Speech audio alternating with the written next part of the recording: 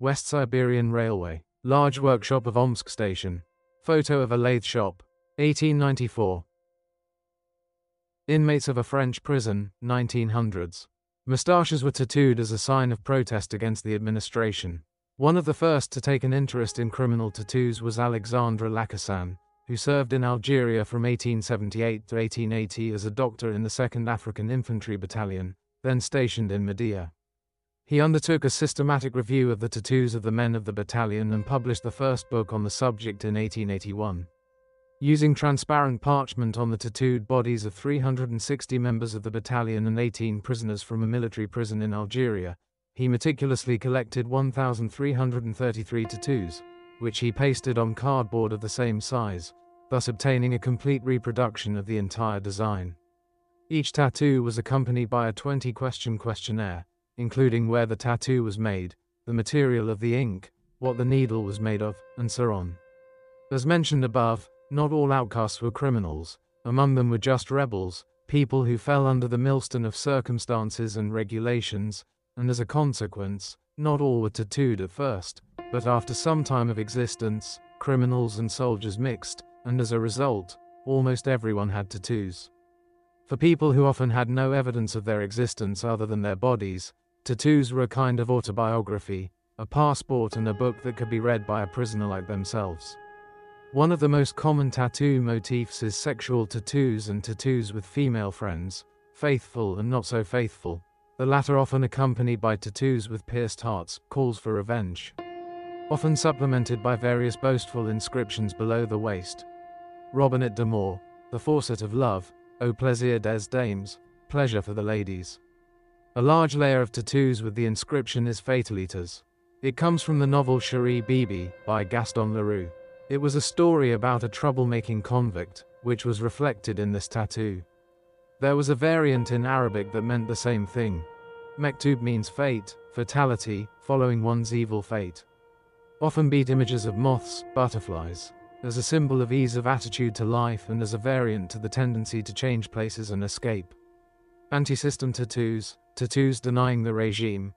Honor aux martyrs, honor the martyrs, Inquisition militaire, military inquisition, vaincu, mais non dompté defeated, but not tamed, vengeance, revenge, mon général est un con, my general is a fool, mort au colonel, death to the colonel. Tattoos about the inevitability of fate and suffering. Pas de chance, loser, né sous une mauvaise étoile, born under a bad star, avenir brisé broken future, enfant du malheur, child of misfortune, né pour souffrir, born to suffer, etc. No less large layer of tattoos, memorable. Palm trees, faces of Arab girls, dunes, heads of legionnaires in tropical caps, elephants, Muslim crescents. Ironic tattoos, the order of pick and shovel, in memory of hard work, order of slouch, as we say. Often commemorative tattoos are supplemented with inscriptions, memories of Morocco or Algeria, souvenirs de discipline, souvenirs d'Afrique, souvenirs du Maroc, I souffert, Maroc terre de souffrance, souvenirs d'Algérie. Such shirts spoke of the willingness of people to live on the periphery of the society of the time and signaled the danger of the owner of such an impressive set of tattoos, thus helping their owners to survive in the harsh conditions of the world of outcasts in North Africa. A 30-horse combine in Walla Walla County, Washington, 1902. Photo by Robert N. Dennis. On this day in 1909, the St. Petersburg Taximotor Joint Stock Company was founded in St. Petersburg. It was founded by Mr. Frieda, a sales agent of the American firm Ford and a private entrepreneur. On the streets of the capital of the Russian Empire appeared blue-colored Ford cars driven by chauffeurs dressed in the French manner. This society did not last long, but other cab services began to operate in the city, as the popularity of hired transport in the city was furious. One after another parking lots appeared, a special dispatching service allowed to call a cab at home, and taxicabs worked around the clock. With the outbreak of World War I, the number of cabs began to decline, the cars suitable for military needs were withdrawn, and the drivers were mobilized into the army. After the revolution, the taxi trade was liquidated. The Petrograd taxi fleet was opened only in 1919. Women's sports competitions. Michigan, Bob Lowe Island, 1911. An early 20th century bicycle store. The picture was taken in the Victory Trading House, Street, Petersburg, 1912. 1913. Tea party in the village of Bor, near the Shaloni River, in Novgorod province. It consisted of 114 yards and had 652 inhabitants. It had a school, a paramedic station, a bakery store, 2 small shops and 2 chapels. Private I. Zverev and I. Telnov with the banner of the 65th Hungarian Infantry Regiment captured in battle, 1914. Obviously, the heroes received St. George's crosses for this feat. If the car is dirty, it's time for a car bath. This is how the first car washes in the USA looked like in the 20s of the last century. Leaflet of the Pskov Provincial Committee of the RCPB, 1921. Motorized baby carriage, 1922. Great Britain. The motorized baby carriage was created by the British firm Dunkley of Birmingham. The Dunkley promoter was the company's 4th attempt at creating something automobile useful to satisfy consumers. At the time, little attention was paid to concepts such as health and safety. Under today's laws, a vehicle with a small child in it with an open top and without a single safety feature would not be allowed on the streets. But in the 1920s, people were happy to pay between 40 and 135 guineas for Dunkley 20 promoter models. 1928, Tishinskaya Square, Moscow. Sailing excursion Leningrad, Kronstadt, 1930s. Funeral of that faithful dog Hachiko, 1935. A young woman holds her hands and feet in 4 baths of electric current to improve circulation, 1938. A Polish family outside their bombed-out house in Warsaw, 1939, World War II. September. A crowd of passengers at the entrance to the Orsay train station seeks to leave Paris before the outbreak of hostilities. 1940. 1941. A German war photojournalist tasting cucumbers in a Belarusian village. Katyusha near Vyborg. They hit German cucumber lovers. Leningrad Front. 1944. Author Vsevolod Tarasevich. Soviet soldier Mikhail Alexeyev in Berlin, 1945. All these wedding rings were found by American soldiers after the liberation of the Buchenwald concentration camp in 1945. Los Angeles police officers firing off new revolvers, 1948. A megalithic cult structure in Ireland, a corridor tomb that is part of the Brú na Bóinne complex. Newgrange dates back to 2500 BC. It is located 40.2 kilometers north of Dublin in the valley of the River Boyne. It is a national monument of Ireland. Before restoration began in the 1950s. A boy with a brand new Huffy radio bike at the American International Toy Fair. New York, 1955. Winner of the Miss Atomic Bombing Beauty Pageant, 1955. A basket for drunks. In the 1960s, bars in Istanbul hired people to take drunks home. Ever since the Middle Ages, this was a great way to deal with drunks on the streets. They were simply carried home from the bar in a wicker basket on the porter's back. All the drunk had to do was to give his address more or less clearly. However, if the drunk was a regular, his home address was already known. There were always porters with large baskets near the bars, into which they loaded the drunkards. In general, such baskets were intended for carrying food and other goods and were not well equipped to carry a person. But it was still more convenient than dragging a drunk out of a bar with bare hands or trying to squeeze a horse or donkey cart into the narrow city street where the bar stood. Of course, it was the porter who got the worst of it. Not only was the work physically hard, but it was also mentally exhausting. Just imagine how many pleasant and interesting things a drunk would tell you while you were carrying him on your back home. Nevertheless, there was no shortage of these unfortunates in Istanbul. Porters who worked at hotels or at the station during the day, moonlighted at night as carriers of drunks in a basket. Such porters were called kufetçi, and their passengers were called kufe. In Turkish there is a saying kufelik olmak, so drunk that you can only go home in a basket. The beach at the Peter and Paul Fortress, Leningrad, 1963. In 1965, British model Jean Shrimpton attended a horse race in Melbourne in a mini dress. This outing created such a furore that Shrimpton's legs appeared on the front pages of newspapers, rather than the names of Melbourne Cup winners. The following year, Queen Elizabeth II presented her with the Order of the British Empire for her contribution to the fashion industry. 11 First Cosmonauts, USSR, 1967. Yuri Gagarin, German Titov, Andrei Nikolaev, Pavel Popovich, Valery Bykovsky, Valentina Tereshkova, Konstantin Feoktistov, Vladimir Komarov, Boris Egorov, Pavel Believ, Alexei Leonov. August 7, 1971. Canada, Vancouver. Demonstration against the application of the law prohibiting the possession of marijuana. Photo by Glenn Baglow. Chilean President Salvador Allende runs out of his residence during a coup by the Carabinieri Corps led by Augusto Pinochet September 11, 1973. In the hands of the president is an automatic rifle, a gift from F. Castro. Sometime later, Allende is found shot to death with this machine gun. For those of you who are hot, 1975. Such gas stations made in Japan were installed in Kiev and Baku in the late 70s. The photo shows Bertha Naumovna Borodkina, an honored worker of trade and public catering of the RSFSR. She was nicknamed Iron Bella. Borodkina started her work in the sphere of trade with the positions of a buffet girl and a waitress. Later she was appointed to the position of the director of the canteen. In 1974, she headed the Gelagic Trust of Restaurants and Canteens.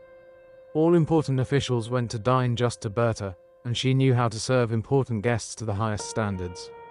A legitimate question, where in Soviet Gelagic could there be service on the level, because the whole country was in short supply?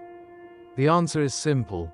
Berta demanded that other customers, ordinary visitors to her establishments, be cheated. Bertha took most of the money saved by such deception. Part of it she kept for herself, and the remainder was used to arrange receptions for the highest ranks, the rumor of which passed from mouth to mouth. Borodkina was not stingy on treats for her superiors, and also spoiled them with other entertainments, for example, arranged them races on boats, a pleasant evening in the bathhouse with girls of not the most difficult behavior, and simply gave bribes. Berta was sure that this made her completely invulnerable to justice.